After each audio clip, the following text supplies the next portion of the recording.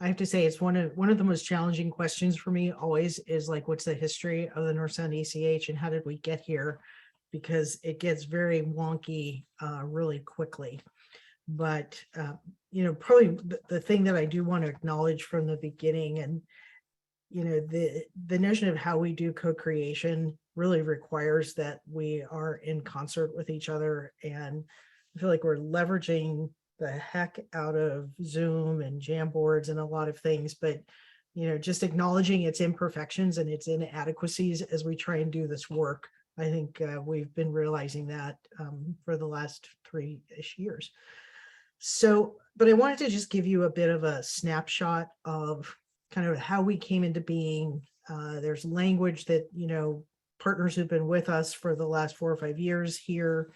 But in 2014, North Sound ACH was formed, and it was formed by a table of 37 organizations. They were centered at the Whatcom Alliance for Health Advancement, or WAHA, here in Whatcom County. And it was with the notion that somehow if we could work and think and strategize across traditional jurisdictional boundaries, that we could do good things. And this group that came together was thinking 10 years out, 20 years out, just how do we actually shape community health and population health? And I often recall it was probably the representative on this body from Lummi Nation who said, it's really easy to think broadly before there is a single dollar on the table. And when dollars come, conversations change. So in 2015, the state of Washington agreed that there would be 2 pilot ACHs, and North Sound was one of those. And they received some funding through the federal government, the state innovation model, to form governance, and for us to try and figure out, could we actually kind of craft a project together, which we were successful in doing. 2016, we separated from WAHA, became an independent nonprofit corporation, therefore had to build our own board of directors and rethink our governance.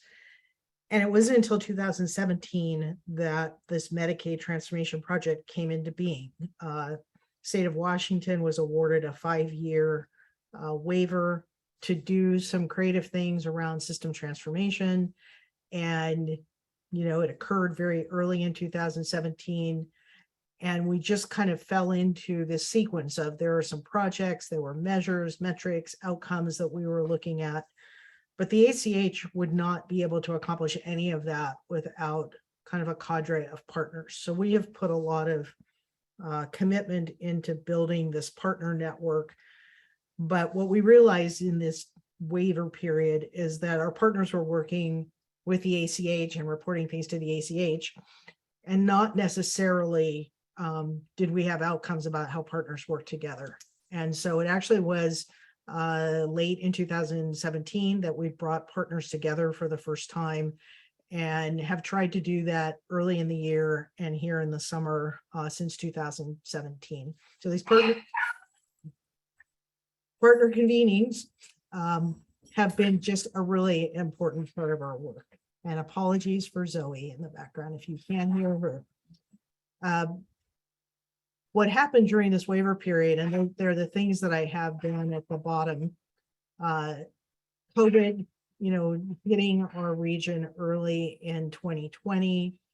The Department of Health deciding to launch its own care coordination network, Care Connect Washington, which included using some COVID money to form Washington Listens. And we now have an expansion of Washington Listens here in the North Sound region.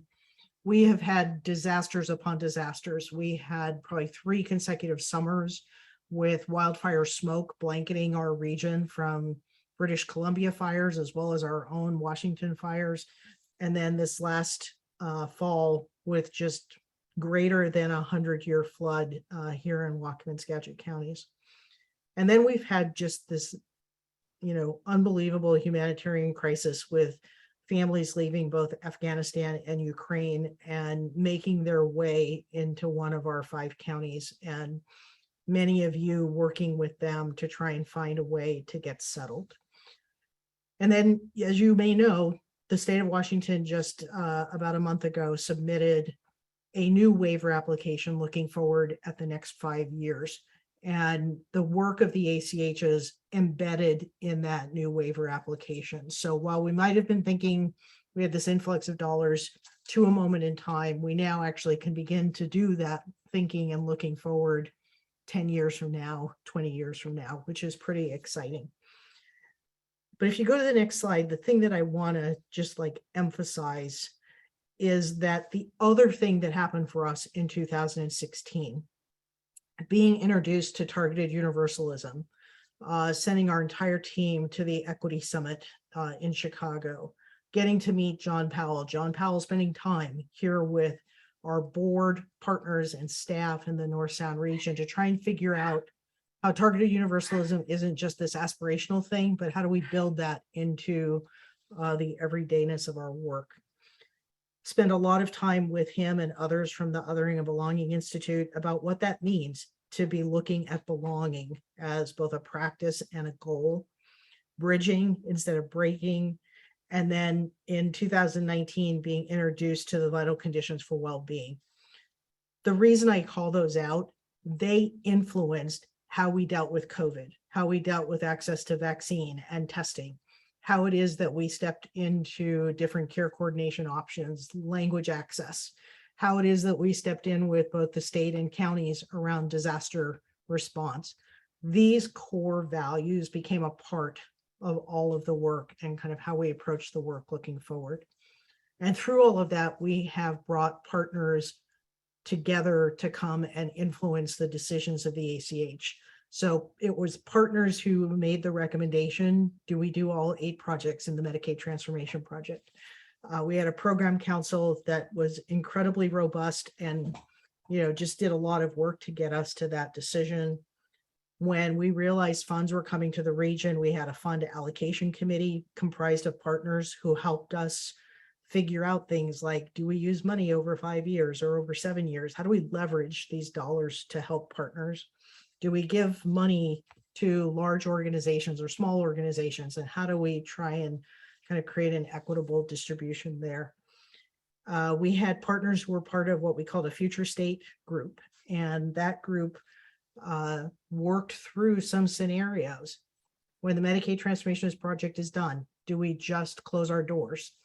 Do we try and stay in place for as long as there are those Medicaid dollars, or do we look into the future with other opportunities? And so they were working with us while the board was having very, very similar conversations. This notion of how we decide what our space is has been so heavily influenced by partners who've been with us since 2017. As they have done reporting to us every 6 months, NICA and others on our team pull from those reports, where is it that partners saw opportunities? Where did they see needs that could be mitigated if there were additional resources or other types of partnerships?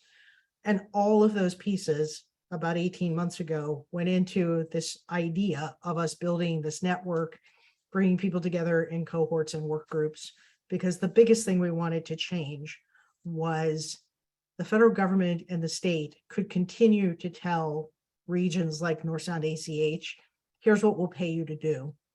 And we wanted to flip that and have our partners say, if there are additional dollars coming to the region, here's where we think those dollars could best be used and best be leveraged. So as imperfect of a process as we have with imperfect tools, because of our inability to actually just be in rooms and see all the intersections together, some pretty amazing things are already beginning to emerge from those discussions. We'll go to the next slide. I think the next ones are really just a reminder of both where the ACH is and what the things are that partners have committed to. We had a mission statement that the ACH was here in order to improve health across the 5 county regions. What you see in front of you is a purpose statement that our board voted in December of 2020 to replace that focus on improving health with what you see in front of you to advance a just and inclusive culture and the necessary conditions required for all community members to thrive. So if I add that to that list of the targeted universalism and belonging, this is now driving where do we put our energy and what we see moving forward. Go to the next slide. And so the folks who have become part of the network have all signed a document where they are agreeing to some shared beliefs, some common approaches, and some commitments. And again, not commitments to the ACH, but commitments to each other. And so what you see here is the section on the shared beliefs around all community members deserve to experience mental, social, physical, financial, and spiritual well-being. And our team has really, I'm just going to say in the last 8 or 9 months, this has been one that has been first of mind, just because of who was most impacted by the flooding and who has had the hardest time accessing resources after the flooding.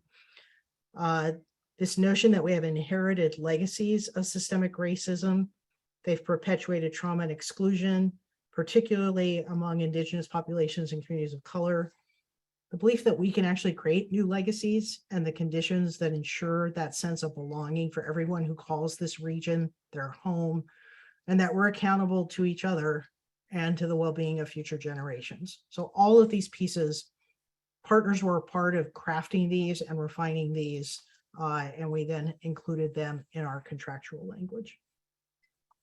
The next slide.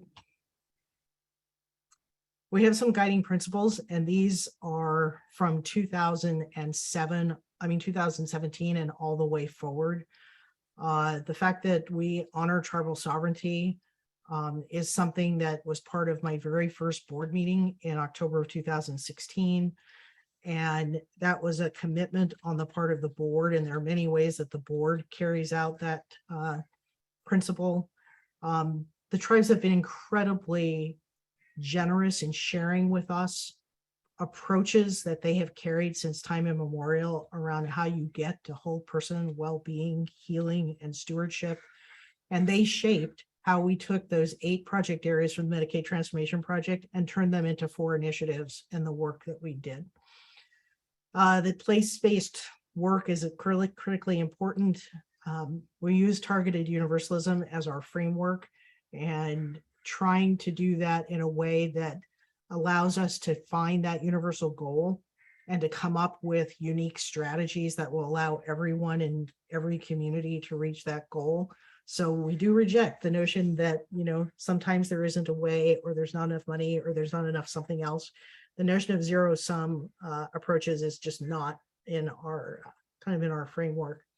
And then belonging, which I think when Kimberly speaks, you'll probably hear more about this, but that it is both part of the vital conditions for well-being and it is a practice. And so how we continue to learn and get better. I sometimes go back to our very first partner learning session, which was about the intersection of race and health in the fall of 2017. And Ben Duncan, a colleague from Portland, introduced us to the notion of failing forward. And so we know that we're not where we want to be, but that if we can agree that this is the principle that's guiding us, we feel like we can get better each and every time. So this is a visual of kind of how we've envisioned this network. For those of you who are part of cohorts, and not everyone on the call is part of a cohort, but I know most of you are, we've got these commitments, the guiding principles, those shared beliefs. We do have people kind of selected, self-selected into those cohorts. Again, with our desire that those were going to cross, they were going to intersect, they were going to intertwine. We're going to hopefully be doing a big chunk of that tomorrow. So we have cohort meetings, we've got monthly learning sessions that continue, and all of that looking at, you know, if you look across the bottom, this notion of co-creation and co-design, and that we are looking at belonging, inclusion, and civic muscle. Those are pieces of the vital conditions for well-being. All right. So, you know, this idea that we have, I remember when I first described it to the board, you know, I said, this is an experiment. And It really comes from what we have learned from our partners, our board, that there's so much wealth of experience and knowledge and expertise. And that comes from people who are paid to do their job and people who volunteer to do work in community. And we have been in all layers of those spaces, that we actually believe if we can have the policy driven by those who know what's happening on the ground, we can actually get to better policy and find some creative, sometimes new and sometimes continuing projects that we should be focused on. And so the ACH certainly has some resources to bring to the table, but we also believe that there are others who have resources to bring to the table. We are not the totality of the pie that's here, but we certainly want to be a part of working with you all to see just how far we can get as we look into the coming year, the coming 5 years, the coming 10 years.